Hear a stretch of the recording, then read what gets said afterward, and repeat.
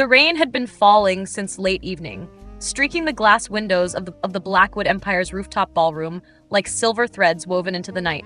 Beyond the panes, the city skyline glittered defiantly against the storm, a sea of lights blurring in the downpour. Inside, the party pulsed with life. Soft jazz drifting from hidden speakers, the air thick with the scent of aged champagne and fresh orchids. Laughter rose and fell like waves, but Clara Hayes moved through it all like a shadow, unnoticed and uninvited. She wasn't there to celebrate. The strap of her catering apron dug into her shoulder as she wove between tables, trays of delicate hors d'oeuvres balanced precariously in her hands, her heels pinched with every step, a dull ache throbbing in her temples from the long hours. This world of glamour belonged to people who never had to weigh rent against groceries, who could afford to forget the cost of living. And at its heart stood him, Ethan Blackwood. He commanded the room without effort, because he owned it, along with half the skyline outside. Tall and broad-shouldered, he was impeccably composed in a tailored charcoal suit that hugged his frame like a second skin. Rumors swirled about him, his smile rarer than the diamonds glinting on the guests' necks, his decisions in boardrooms as unyielding as stone. Tonight, his expression remained cool, dark eyes scanning the crowd with detached precision, as if appraising assets rather than people. Clara kept her distance. Men like him weren't just out of her league. They existed in a different universe, one where vulnerability was a liability. But fate,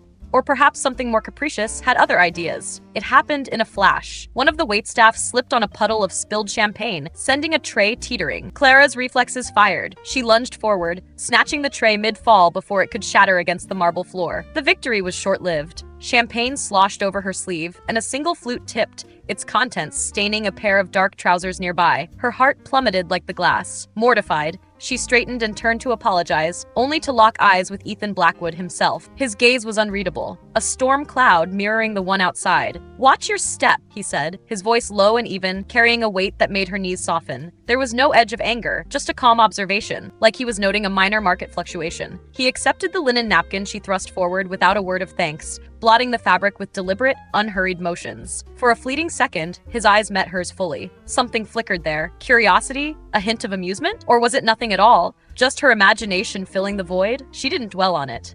There was work to do. Hours blurred by as the party wound down, guests trickling out into the rain-slicked night. The staff buzzed around, clearing tables and stacking chairs. Clara lingered to finish her shift, gathering stray napkins and glasses, her body heavy with exhaustion. She'd survived worse nights, scraping by on tips and tenacity, dreaming of the day she could afford more than a cramped apartment and endless shifts. A voice cut through her thoughts. "You missed one." She spun around. Ethan stood there, jacket slung over one arm, sleeves rolled up to reveal toned forearms. He held out a forgotten champagne flute, his presence even more imposing without the crowd as a buffer. Up close, he smelled faintly of whiskey and rain-damp wool. "Thank you," she murmured, reaching for it, her fingers brushing his briefly. But he didn't release it immediately. Instead, he studied her, his dark eyes narrowing slightly. "You're new here," Clara nodded, swallowing against the sudden dryness in her throat.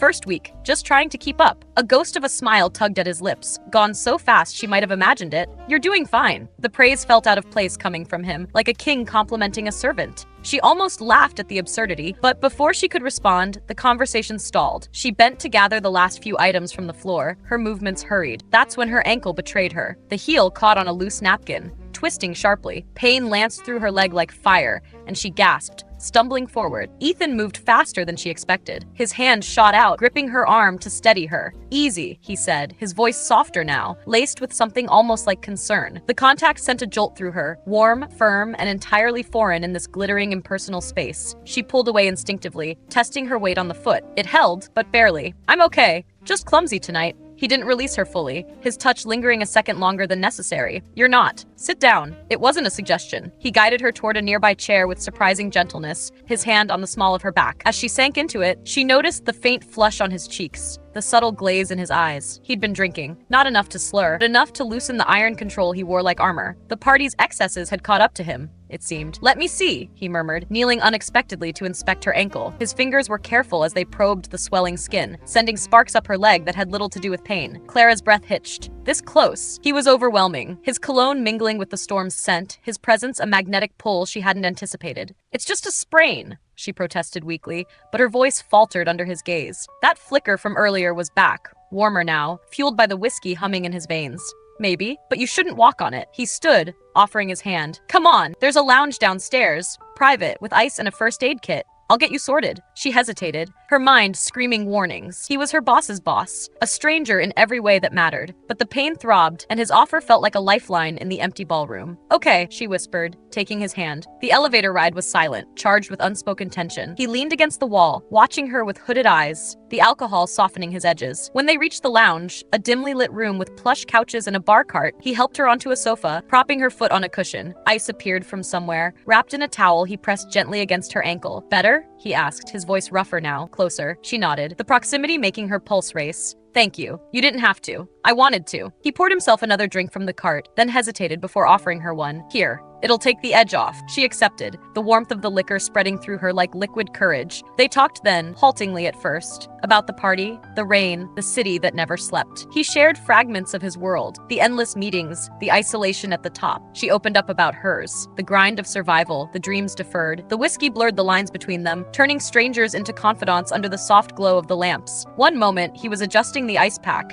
The next, his hand lingered on her calf, his eyes darkening with intent. "You're different," he murmured, leaning in. Real. The kiss was inevitable, fueled by the night's haze and their shared vulnerability. It started tentative, then deepened into something urgent, a release from the storm raging outside and within. Clothes whispered to the floor, bodies tangled in a frenzy of need. It was a mistake born of impulse, his inhibitions lowered by drink, her guard down from exhaustion and unexpected kindness. In that private sanctuary, they lost themselves to the moment, consequences forgotten in the heat of passion. Afterward, the air grew heavy with awkward silence. Ethan dressed quickly, the cool mask slipping back into place, though regret flickered in his eyes. "This shouldn't have happened," he said quietly, helping her to her feet. Her ankle ached less now, but a new ache bloomed in her chest. He insisted on walking her to the curb, shielding her from the rain with his jacket as they waited for her cab. The downpour had eased to a drizzle, but the chill seeped in anyway. "You live far?" he asked, echoing the concern from before, though his voice was distant now. "Not really." A pause. "You're shivering."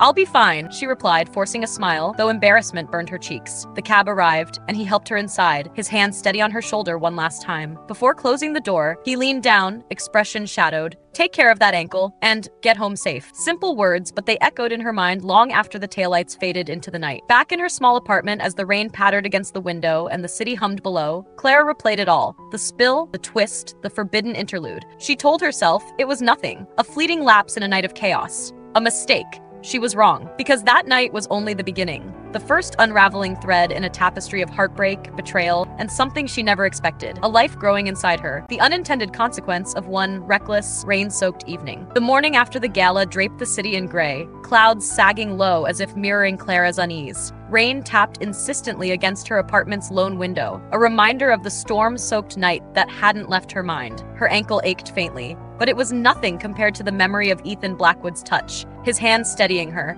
his breath warm in that fleeting, reckless moment in the lounge. She woke with his face lingering in her dreams, not those dark eyes piercing through her defenses.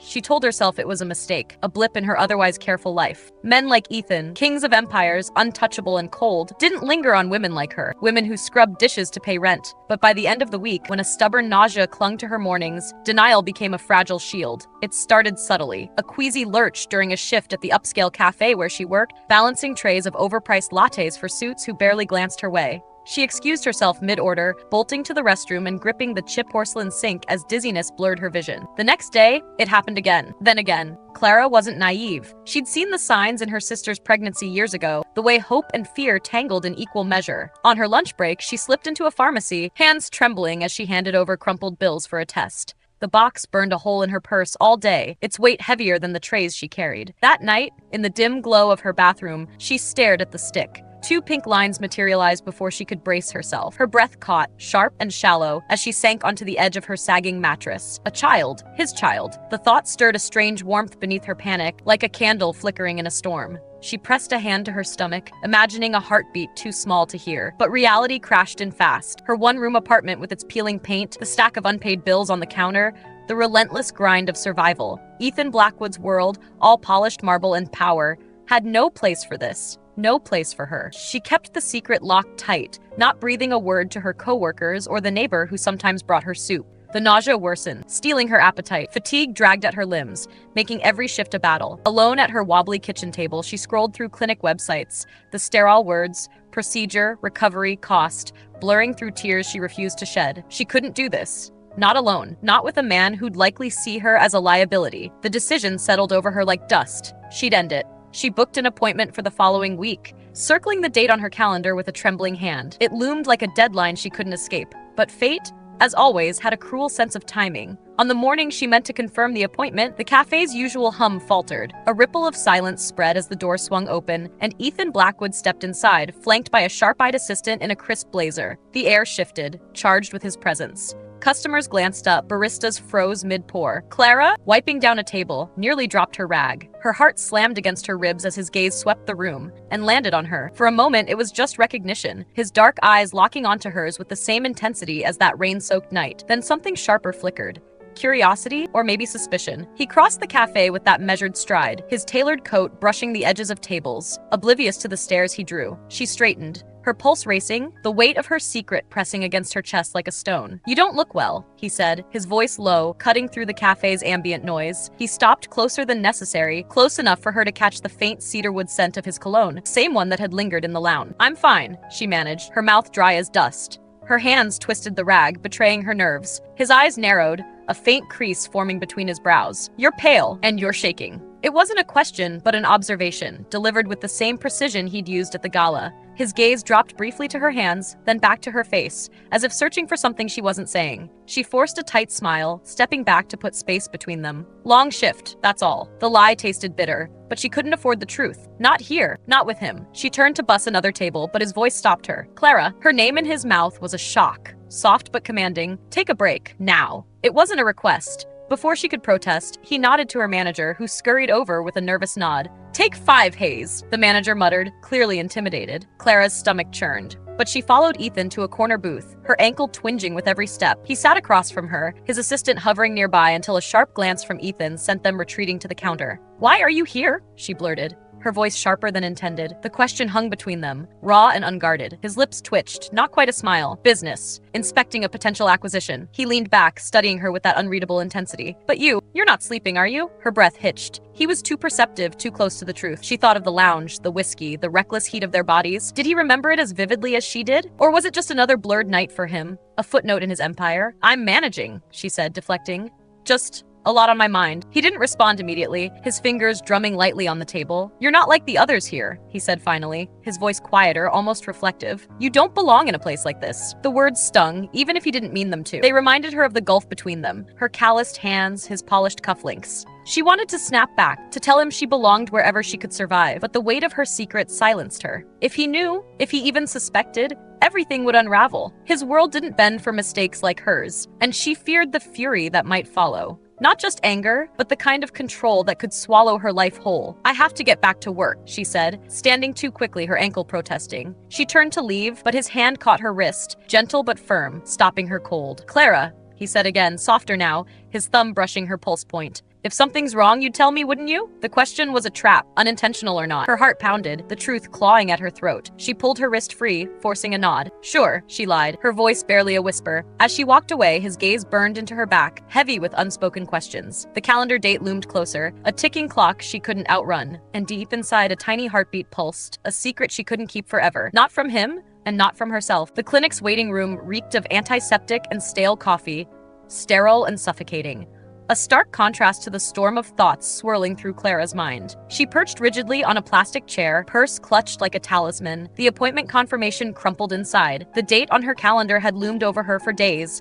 A silent ultimatum. Today was the end. The secret she carried, the life she couldn't afford, the consequence of one reckless night in Ethan Blackwood's orbit. Her fingers trembled as she checked her phone, counting down the minutes until her name was called. She had chosen this clinic deliberately. Small, discreet, far from the glittering towers of Ethan's empire, a place where no one would know her or him. But then the glass doors chimed, and her pulse stuttered. Ethan Blackwood stepped inside, damp from the drizzle, his presence shrinking the room to nothing. Dark eyes swept the lobby, past the nervous receptionist, past the flickering fluorescent lights, and locked onto her with unrelenting precision. Clara froze. How was he here? She'd been careful. No one knew, not even her manager. Had he followed her? Someone seen her at the pharmacy? The questions burned, but his gaze offered no answers. He simply knew. "Clara," he said, his voice smooth as polished steel, cutting through the hum of the air conditioner. "What are you doing here?" Her throat tightened. Words lodged like splinters. "It's just a checkup," she whispered, forcing the lie steady despite the tremor in her hands. He stepped closer, polished shoes clicking on the linoleum. He tilted his head, repeating, "A checkup." Skepticism dripped from the single word, eyes flicking to the clipboard where her name was scrawled. The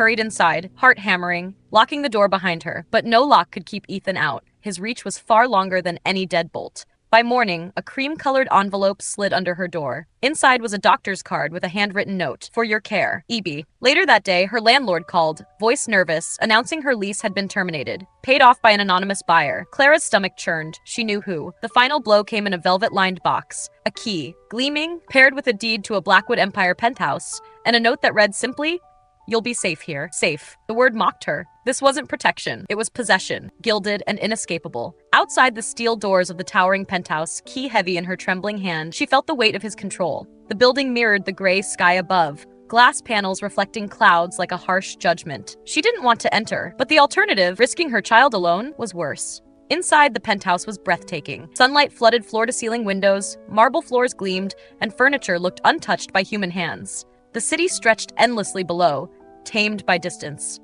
Rugs softened the cold perfection. Abstract art hung on pristine walls. Opulence wrapped around her like chains. She wasn't alone. Ethan stood by the windows, hands in pockets, silhouette sharp against the skyline. His dark eyes, unreadable, flickered with something she couldn't name. Satisfaction? Anticipation? "You're here," he said, low and measured, as if her arrival was inevitable. "I didn't choose this," Clara said, throat tight. She gripped the key like a weapon. "You can't just move me like a chess piece." His jaw tightened, but tone remained deliberate. "This is for the child. Security, medical care, everything you need. You won't struggle here." "It's for you," she snapped, stepping forward. "Your control, your rules. I'm not one of your assets, Ethan." "You can walk away, Clara," he said, eyes locking on hers. "But you won't take my child with you. That's not negotiable." Her breath hitched. Hands shaking, she lifted her chin, defiance blazing through fear. "You can't trap me here.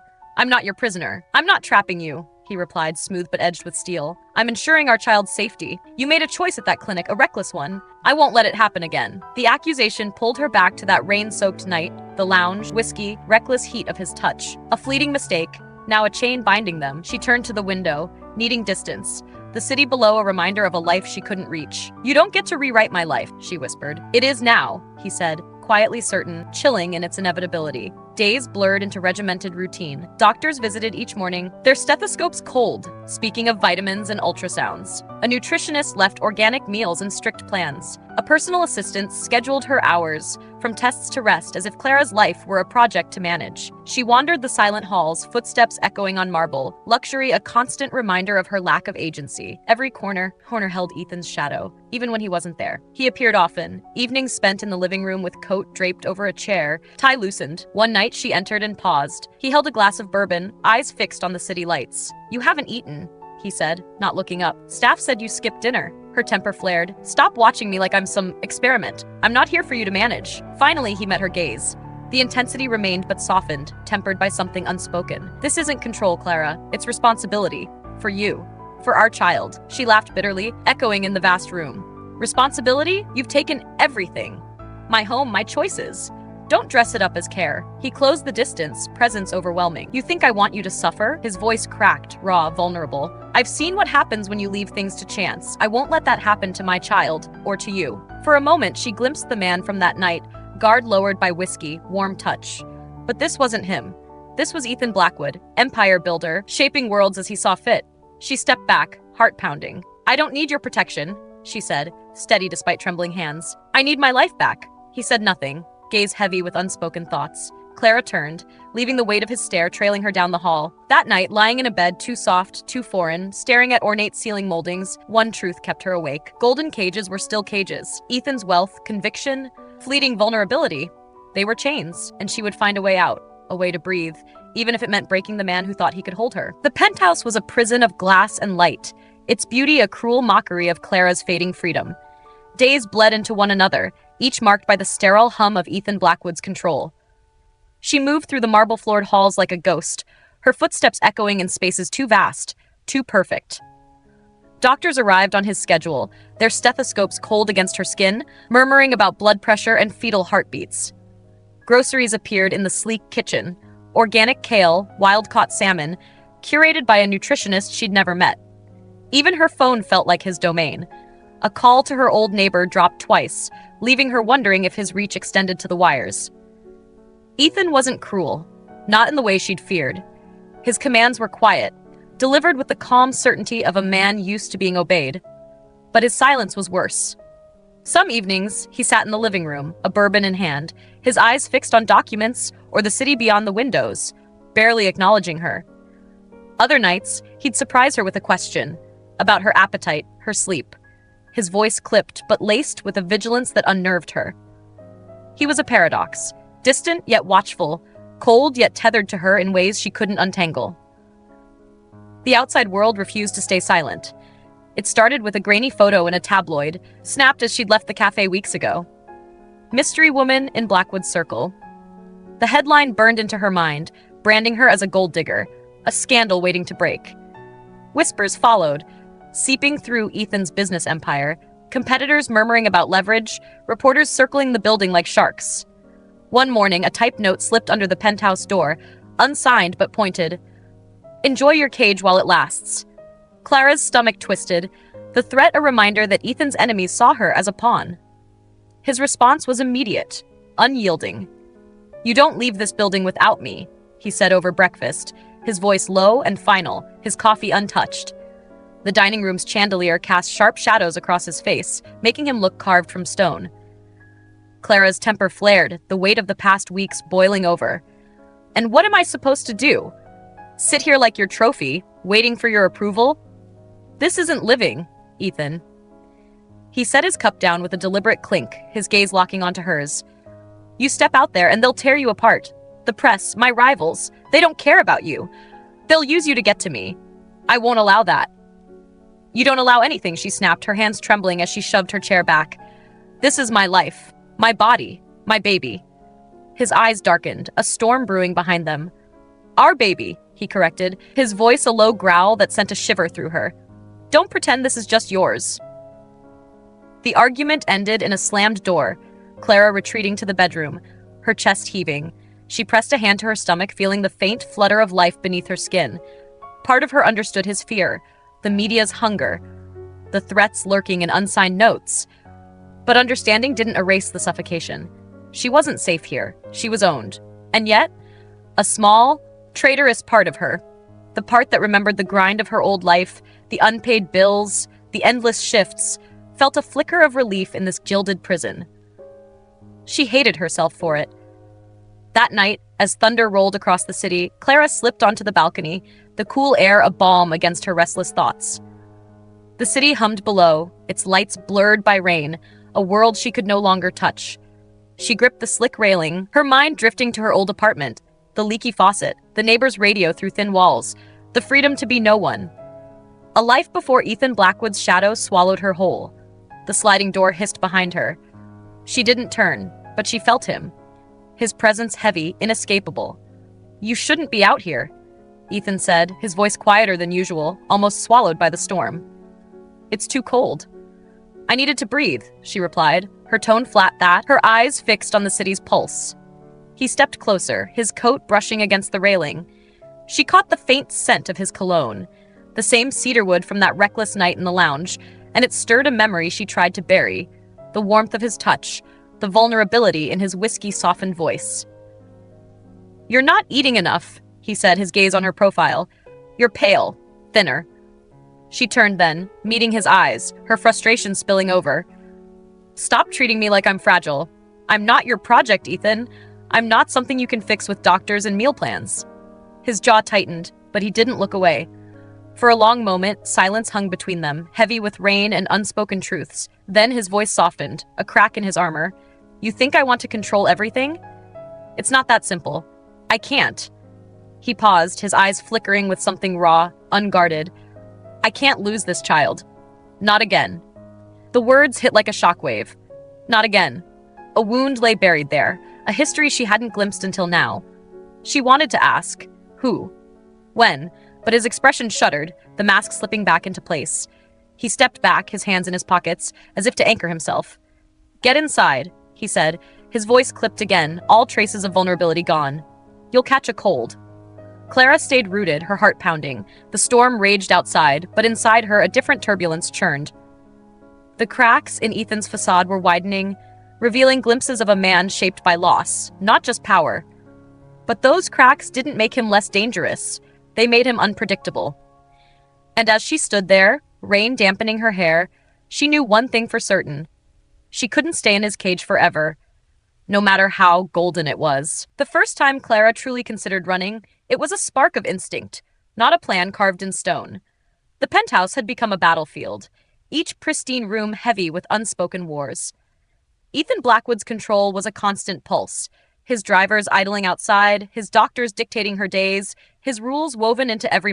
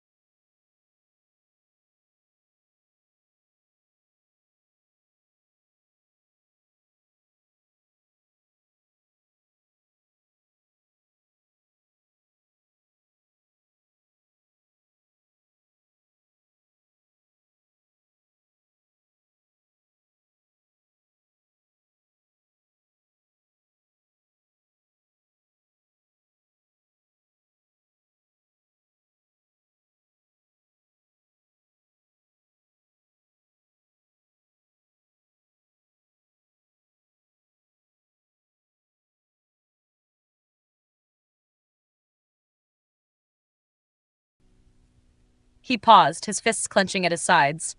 Not after everything. Her laugh was bitter, echoing in the sterile hallway. There it is again. Your child. Your rules. What am I to you, Ethan? A vessel? A mistake you're trying to fix? The words hit like a blade, and for a moment something unguarded flashed across his face. Pain, raw and fleeting. He took another step, his presence overwhelming, but his voice dropped, almost a whisper. You're not a mistake, Clara, but I can't lose this. Not again.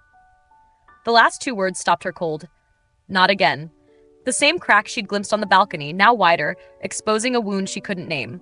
Her mind raced. Had he lost a child before? A family? But before she could speak, he caught her wrist, his grip firm but not cruel, the heat of his touch stirring memories of that rain-soaked night in the lounge. Her pulse jumped, betraying her. Please, he said, his voice low, raw, a plea wrapped in command. Don't do this. You think I'm cold? That I don't care. But I do. I'm trying to keep you both safe. For a heartbeat, she saw the man beneath the armor, the one who'd steadied her in the rain, who'd faltered in the clinic. But the weight of his hand, the weight of his world was too much. She pulled free, her breath ragged. I need to think, she said, her voice barely audible. I can't do this with you watching my every move. His jaw tightened, but he didn't stop her as she turned back toward the apartment. We'll talk when you're ready, he said, his tone clipped, the mask sliding back into place. But you're not leaving. Not like this. The door shut behind her with a soft click, the sound louder than any slam. Clara stood in the dim foyer, her bag still clutched in her hand, her heart pounding. She'd seen the man behind the power, the fear behind his control, and it terrified her. Not because he was dangerous, but because it made her want to understand him. And that, she knew, was a trap far more binding than any penthouse. The fight over her failed escape left a tension that lingered like smoke, curling through the penthouse's sterile halls. Clara retreated into silence, her anger a low simmer, her thoughts snagged on Ethan's plea. I can't lose this. Not again. Those two words haunted her, a puzzle she couldn't solve. His control was suffocating. His drivers and doctors, a constant reminder of her captivity, but the crack in his voice, the fear in his eyes, gnawed at her. Who was the man behind the empire? Ethan didn't press her after the elevator confrontation, but his presence grew heavier, his watchfulness sharper. He moved through the penthouse like a storm held in check, his gaze lingering when he thought she didn't notice. Clara felt the weight of his contradictions, cold authority laced with fleeting concern, and it stirred a dangerous curiosity she couldn't shake. One night, with Ethan at a late meeting, the penthouse's silence pressed against her like a challenge. Restless, she wandered its halls, her sneakers soft against the marble, the city's distant hum filtering through the windows. She paused outside his private study, a room he kept locked, a boundary she'd never crossed. But tonight, the door was ajar, a sliver of darkness beckoning. Her heart thudded, a mix of defiance and need. She needed answers, something to explain the man who'd caged her life. She slipped inside, the air heavy with cedar and the faint musk of old paper.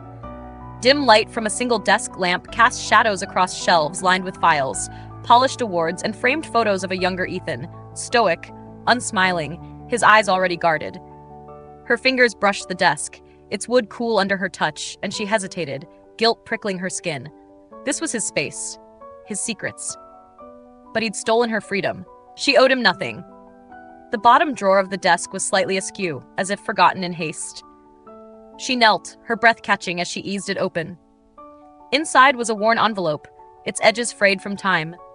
Her hands trembled as she pulled it out, spilling its contents. Ultrasound photos, grainy and faded, dated 6 years ago. A name, Eleanor, was scrawled in the corner, unfamiliar but heavy with meaning. Tucked beneath was a birth certificate, the dates stark. A girl, born and gone within days. Clara's breath hitched, her fingers frozen on the fragile paper. Ethan had lost a child. The man who seemed untouchable, who built empires and bent the world to his will, had buried a daughter. The weight of his not again settled over her, no longer a mystery, but a wound. His control, his fear, it wasn't just about power. It was about loss, carved deep. She didn't hear him enter. What are you doing? His voice cut through the silence, sharp and cold, making her flinch. The envelope slipped from her hands, photos scattering across the floor. Clara stood, heart pounding, and faced him. Ethan stood in the doorway, his coat slung over one arm, his expression a mix of anger and something rawer, betrayal, perhaps. "You lost a child," she said. Not a question, her voice steady despite the tremor in her hands. His eyes darkened, pain flickering like a storm behind them. "That's not your business," he said, stepping forward, his voice low but laced with warning. He bent to gather the photos, his movements deliberate, as if touching them hurt. "It is my business," Clara countered, stepping closer, her voice firm. "Because now I see why you're like this. Why you can't let go. Why you think locking me away will keep this baby safe." He froze, one hand clutching an ultrasound photo, his knuckles white. "You think you understand?" His laugh was bitter, hollow, echoing in the dim room.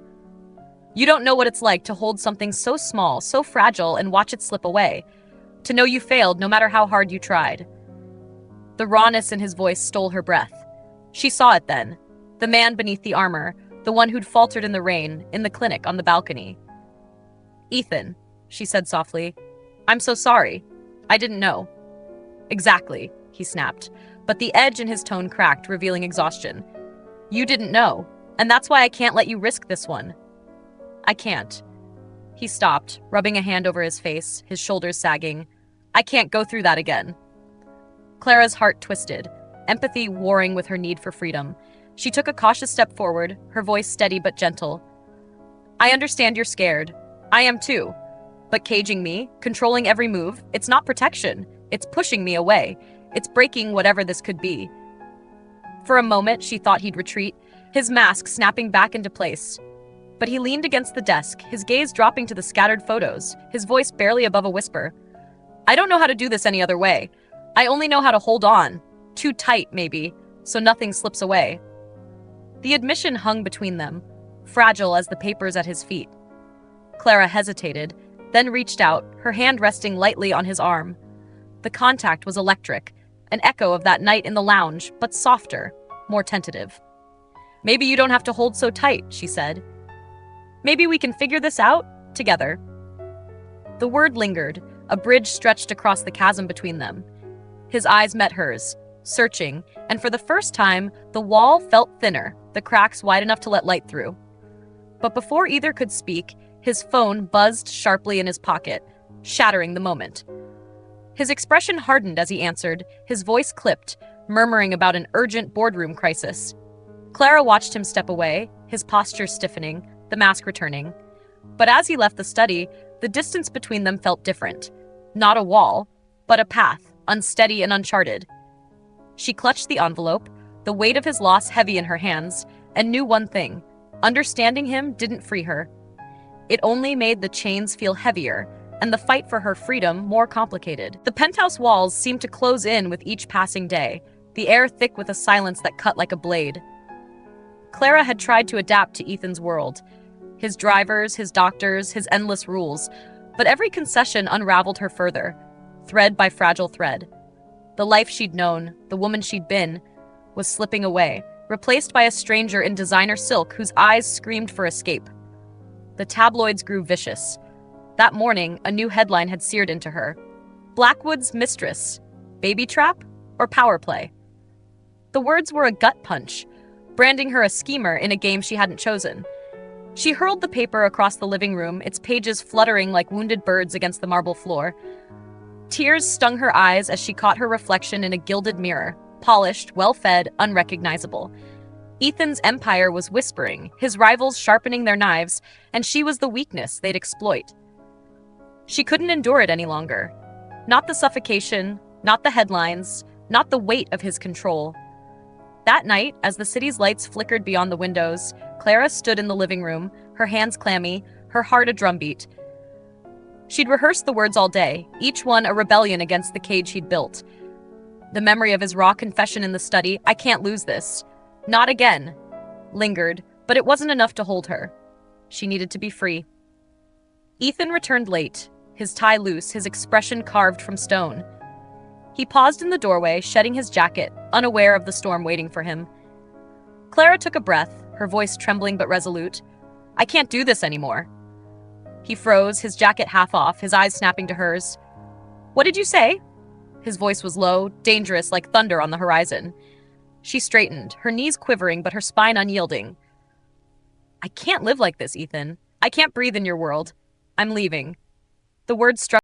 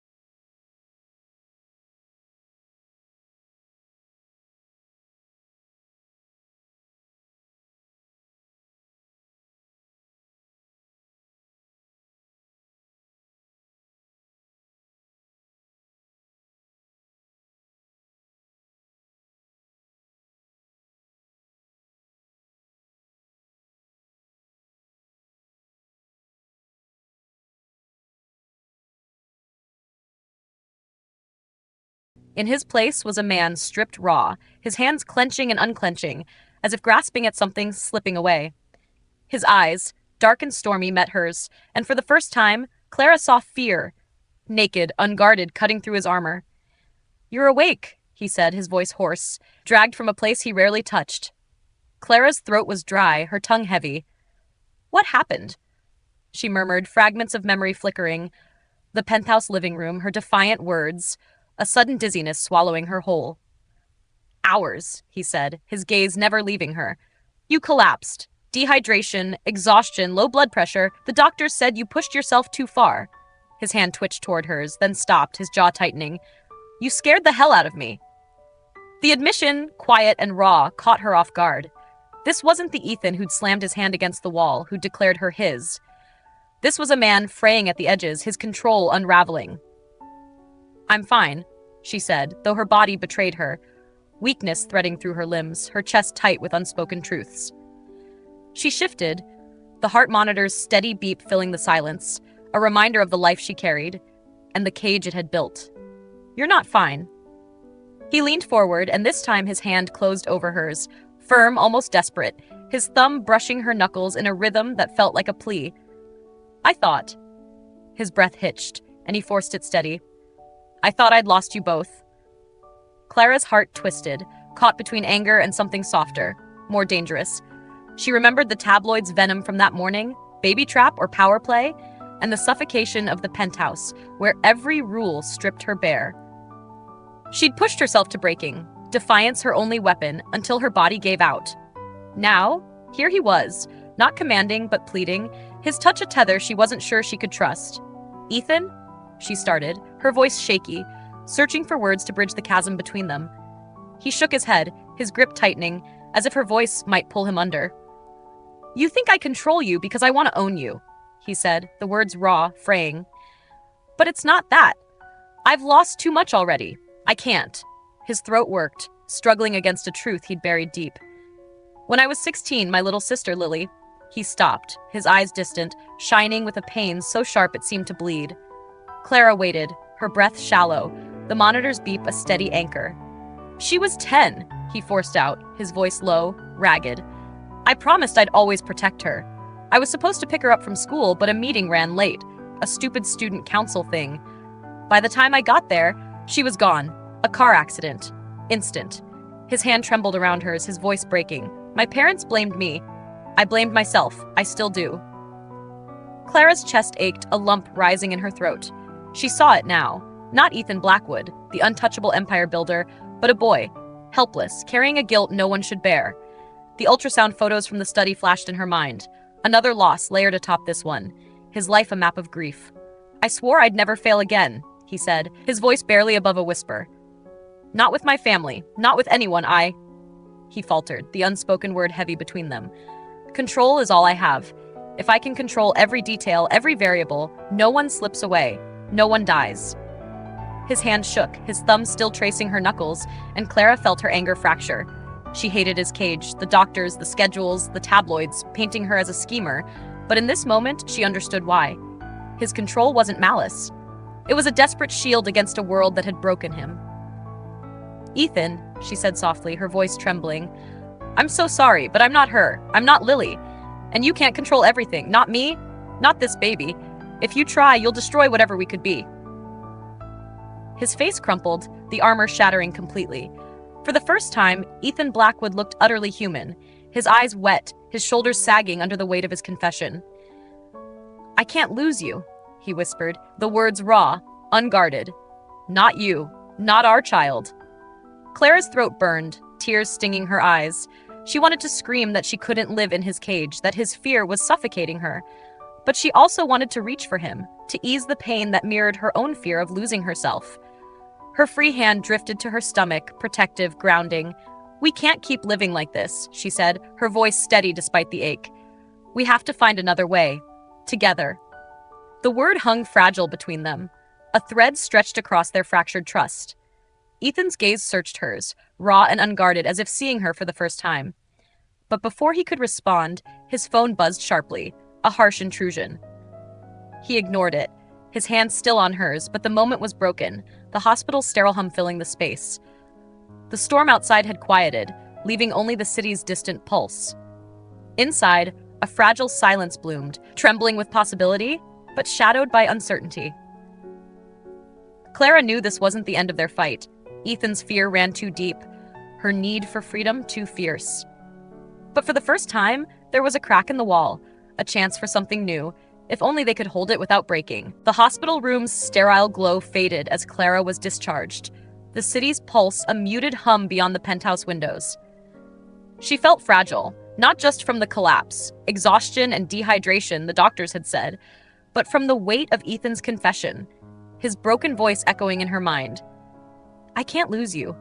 The words had cracked something open between them, a fragile thread stretched across the chasm of their fears. But the penthouse, with its marble floors and towering glass, still felt like a cage, its opulence a reminder of her stolen freedom. Ethan hadn't spoken much since the hospital, his presence quieter, his gaze softer but no less intense. He hovered near her, not with commands but with small gestures. A glass of water left on the counter, a blanket draped over her chair.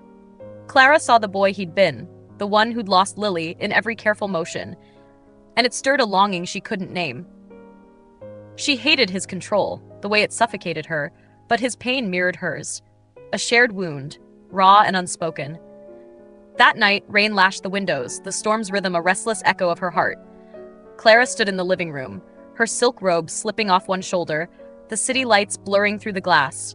She felt unmoored, caught between defiance and the ache to be seen, not as a prisoner, but as herself. The tabloid headlines, baby trap or power play, still burned, but Ethan's brokenness lingered louder, his fear a tether pulling her closer. He appeared silently, his shirt unbuttoned, cedarwood scent mingling with the rain-soaked air. His eyes found hers, heavy with something unspoken, grief, need, a plea he couldn't voice. "You should be resting," he said, his voice low, frayed at the edges. "I can't," Clara whispered, her fingers tracing the robe's hem, her gaze steady despite the tremor in her chest. "Not with everything between us." He stepped closer, the space narrowing until the heat of him was a quiet storm against her skin. "Clara," he murmured, his hand hovering near her cheek, hesitant, as if touching her might break them both. "I don't know how to do this without hurting you." Her breath caught, the rawness in his voice unraveling her defenses. She saw the cracks in his armor, his sister's loss, the child he'd buried, the guilt that shaped his every rule. And she felt her own cracks, her stolen life, her fear of disappearing into his world. Yet in this moment, she didn't want to fight. She wanted to heal, to be held, to find something real amid the chaos. Her hand rose, tentative, brushing his jaw, the stubble rough against her fingertips. His eyes fluttered shut, a shudder running through him, as if her touch was both anchor and wound. "Then don't," she said softly. "Don't hurt me. Just be here."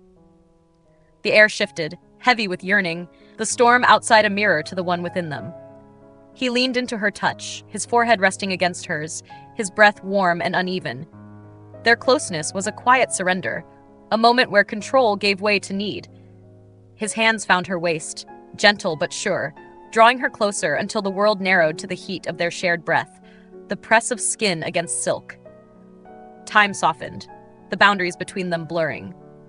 They moved together, not in haste, but in a slow, deliberate dance, each touch a question, each response a promise.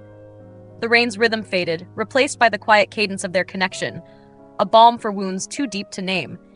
His fingers traced her shoulders, her arms, as if memorizing her, while her hands mapped the lines of his chest, seeking the man beneath the empire. It was not possession but solace, a fleeting refuge where fear and anger dissolved into something tender, something true. Afterward, they lay entwined, the sheets cool against their skin, the storm's murmur a distant lullaby. Clara's head rested on his chest, his heartbeat steady beneath her ear, his arm a quiet weight around her. For the first time, the penthouse didn't feel like a cage. It felt like a moment stolen from their war. But even as she traced the scars on his knuckles, she felt the fragility of it all. His fear, her defiance, the world waiting to tear them apart, none of it had vanished. "Clara," he whispered, his voice thick, his fingers threading through her hair. "I don't know how to let go, but I want to try, for you." Her heart ached, torn between hope and doubt. She lifted her head, meeting his gaze, his eyes soft but shadowed. "Then try," she said, her voice steady despite the tears pricking her eyes. "But you have to let me breathe, Ethan, or we'll both break." He nodded, a small, almost imperceptible motion, but it was enough. For now, it was enough. The storm quieted, leaving only the city's hum and the weight of their shared silence. They held each other, two fractured souls finding solace in the dark. But Clara knew the morning would bring new battles. Tabloids, rivals, the cage of his world. Their connection was real, but it was fragile. A spark that could either light their way or set everything ablaze. The morning arrived quietly, no storm to herald it, just soft light filtering through the penthouse's glass walls, pooling on the polished marble. Clara woke slowly, her body heavy from a restless sleep, one arm curled protectively over her belly. The hospital's sterile hum lingered in her memory, her collapse, Ethan's trembling hand on hers, his raw confession about Lily. The weight of his words, "I can't lose you," had followed her home, a fragile thread woven through her anger and fear. The silence felt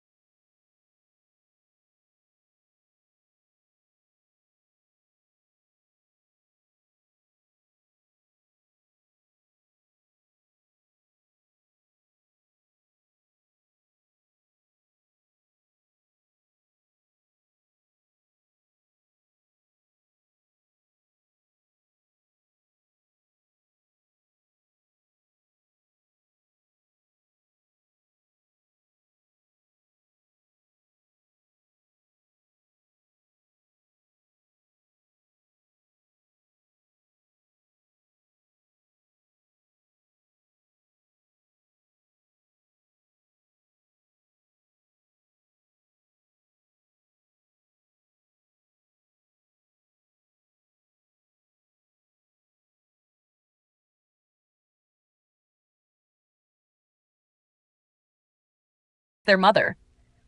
The words hit harder than any shout, his vulnerability disarming her. Clara studied him, torn between distrust and a flicker of hope. "Words are easy, Ethan," she said, her voice steady despite the ache. "Actions. Actions are harder," he finished, nodding, as if he'd anticipated her doubt. "I know." The days that followed showed he meant it, in his own halting way. The staff's constant presence faded. Instead, Ethan walked with her, quiet but attentive, his steps matching hers through the penthouse halls. He canceled meetings, his laptop open but ignored when she entered the room.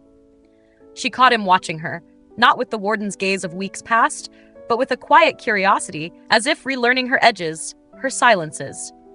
At her prenatal appointment, he didn't send a driver. He came, sitting stiffly in the waiting room, his fingers tapping a restless rhythm against his thigh.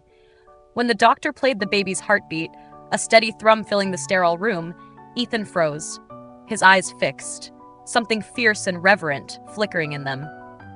Clara noticed, her own heart catching at the sound, their shared stake in this life, binding them in ways she couldn't untangle. He didn't hover like before. He brought her tea unasked, the mug warm in her hands, and closed his laptop when she stirred at night. Once, she woke to find him at the foot of the bed, his hand hovering over her stomach, not touching. Just present, as if guarding something he couldn't name. One evening, as her second trimester neared its end, Clara found him on the balcony, the city's lights stretching below a calm, starlit sky. The air was cool, the storm of their past battles a distant memory.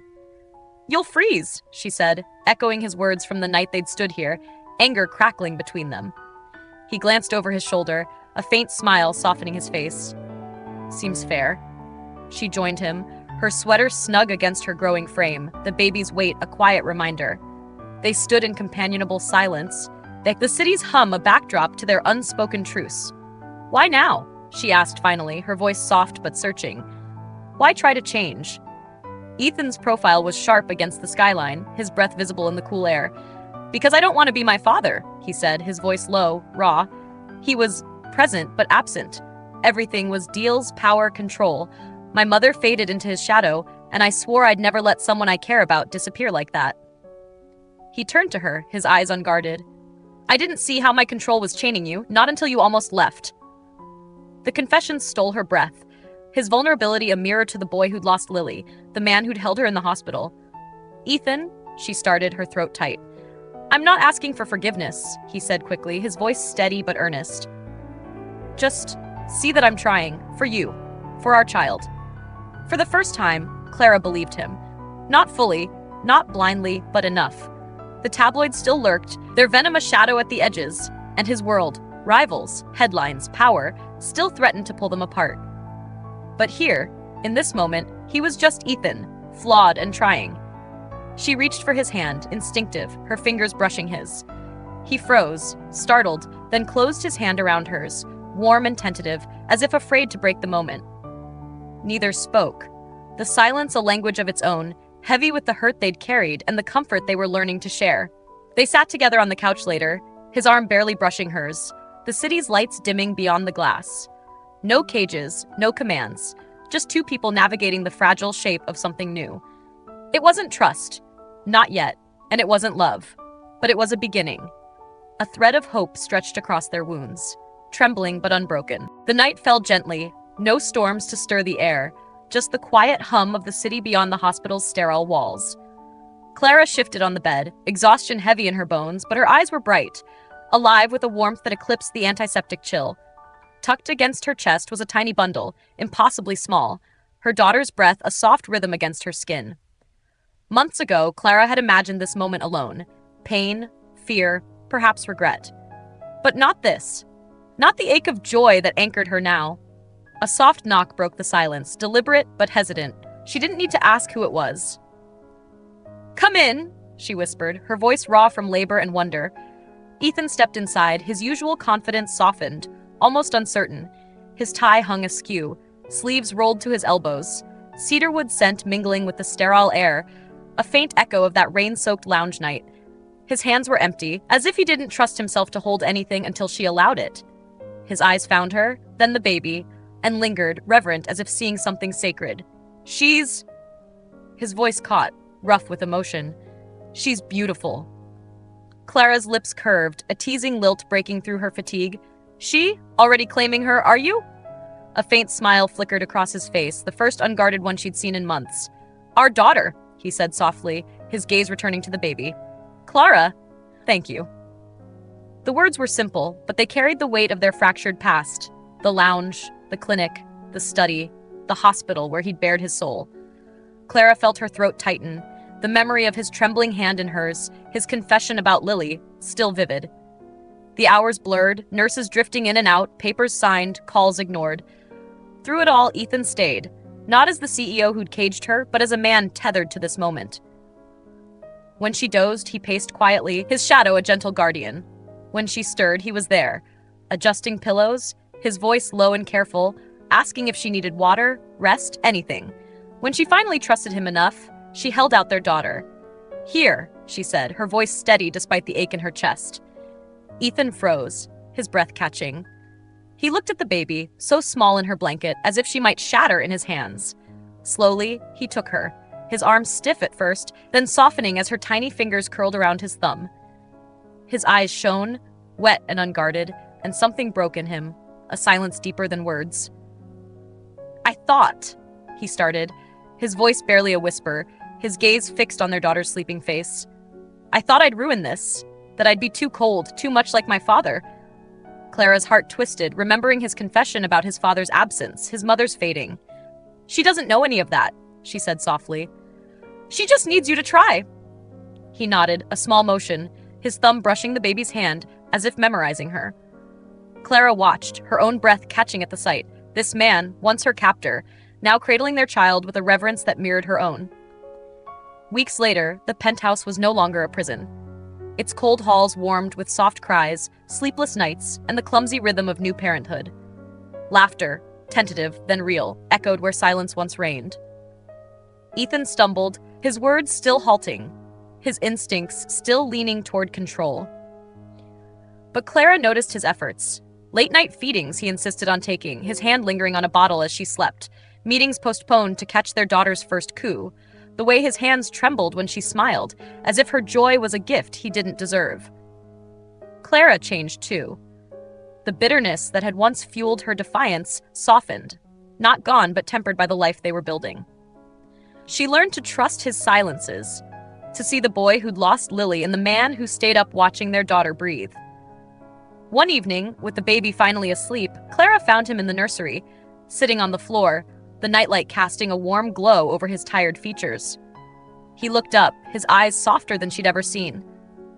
"She'll never have to wonder if she's loved," he said, his voice quiet but certain.